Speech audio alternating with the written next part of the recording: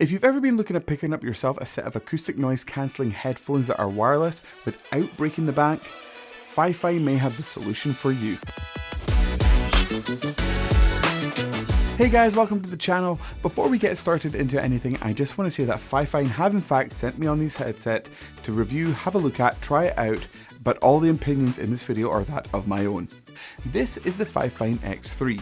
It comes in at £65 and comes in a range of either black or beige, which is kind of an off-white sandy kind of colour, and the frequency response of these headphones are 20 kHz to 20,000 kHz.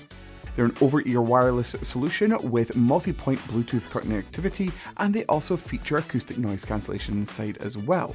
Inside the box you'll find the headset itself, along with a USB-C cable, a 3.5mm jack for wired connections, and a removable microphone. On the headset itself you'll find a 3.5mm port for the wired connection. It will also have a USB-C rechargeable port. You also have a multitude of buttons such as off and on. You also have the ANC activation to turn acoustic noise cancellation on, off, or put it into transparency mode. More on that in a little second. And you also have a volume button. So in terms of the 5.3 Bluetooth connectivity, this allows you to actually connect these headsets to multiple devices. For me, I literally used it between my Mac Mini, my computer, and my phone, which was great, especially if you're sitting there at the computer having to listen to stuff and then you want to get up and going but just use your phone. You can quickly switch across, no hassles involved. So as I stated before, there's a transparency mode with the acoustic noise cancellation. So the headset actually features a touchpad on the side, which allows you to basically, while you've got ANC transparency mode enabled, if you're needing to hear something, say for example if you're walking out and about in the city and you're crossing the road, or if you're working in a busy office and trying to drown the noise out but someone needs your attention, you can hold down the pad on the side for a longer period of time, so then therefore you can actually hear the outside world coming in through your headset. The pad also allows you to switch between different EQ modes such as game mode and bass mode. The battery life on the marketing states that it's got 65 hours of battery life. However, if you go down more into the schematics of it, you basically get 33 hours of constant use with music at 100%. But if you're only going to be using it for video conferencing, then it's going to be pretty much around about 40 hours in total. So what do I think of these headphones? Now the build quality of these are absolutely solid. In general terms, they're basically plastic with a metal band around them, which is a big relief because especially when you go for the cheaper headphone solution, usually the band for adjusting is plastic notches on it that eventually wear down and it feels very cheap.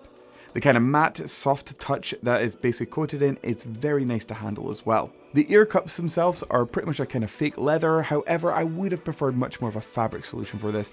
This is for me personally, especially when it gets into the hotter weather and you're traveling for periods at a time.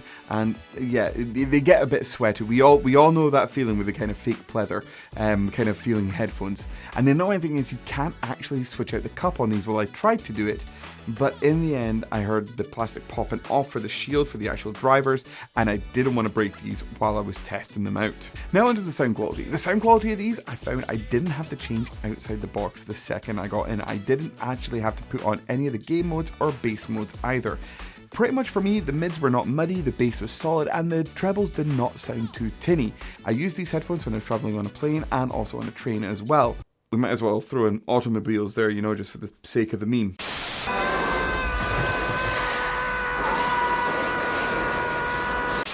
But personally to me, my experience with acoustic noise cancellation headphones hasn't been that vast, so please take what I tell you here as a pinch of salt, because I'm more used to the kind of more passive in-ear buds from the Logitech G Fits. So the acoustic noise cancelling solution I found did actually work. When it was active, you could hear the kind of white noise for drowning out the world round about you. When you weren't playing music, you could kind of hear that all the bass was lifted out of your headset. However, when you had people round about you and they were talking to each other, they kind of sounded like an old-timey whiny radio. Now, like for me, it was a little bit distracting to begin with because it was kind of like, wait, this sounds like as if something's coming through my headset, but it was just the acoustic noise cancellation actually working. The second I played music though, all of that went away, and in a general sense, the only kind of sounds you could hear, especially when I was traveling on a train or a plane, was none of the high frequencies, but just more or less just all the lows were kind of gone, and you could only ever hear that kind of through the vibration, if any of it came through, of the actual vehicle or transport mode that I was on at the time. The controls on the side, however, I would say are a little bit finicky. to say the least. The buttons are a little bit small, and especially the volume button. Now, I would have preferred either a rocker or maybe just a dial. However, Fifine have opted for this one button that has two different functionalities to it, which is basically like when you press it once, it turns up the volume. However, you have to hold it down in order for the volume to decrease. So you can't really do it in accurate increments, which is a bit of a downfall for me, especially the fact is you put it up too loud, oh my god, the music's too loud, you then have to hold it and wait for it to start dimming, but then if you miss that point where you want to get to, you then have to press the button again to go back up to it. Now the controls for skipping tracks and everything that as well through the touchpad, it was seamless, it was very easy to do. And the Bluetooth setup as well was as simple as holding down the power button while switching it on and waiting for it to boot up, and you hear it being connected. And what about the microphone? Here's an example for you for that one. So here's an example of the built-in microphone on the X3. This is on the headset itself.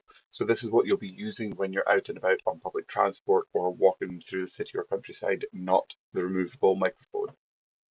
And now this is an example of the removable microphone on the headset. This is what, if you're doing video calls all day, or if you're going to be in conferences and everything that too while at work, you would probably use this microphone more so than anything else. So who are these headphones for? Well, Fifine generally do specialize within gaming setups such as like streamer mixers, stream decks, well, kind of rip off from Elgato, the microphones as well, and gaming headsets, which are usually full of RGB, but there's none of that on these headphones. So I would say this is much more for your kind of day-to-day driver in terms of lifestyle. But for me personally, I don't really like over-ear headsets for traveling with a lot. I don't like having something bulky that's going to take up a lot of room in my bag. So sadly for me, I'm probably going to pack these away and only use them when I know I'm going to be on a train or a plane or something like that. If I'm out and about, I probably will stick to my Logitech G Fit as they're nice and portable and small to carry about with me. However, if you do like your overhead headsets and you're quite fine for running with them or walking about town with them on, and you're not just traveling with them, I definitely could recommend these for you. However, like I said, do take what I say with a pinch of salt, as I don't have a lot of experience in acoustic noise cancellation.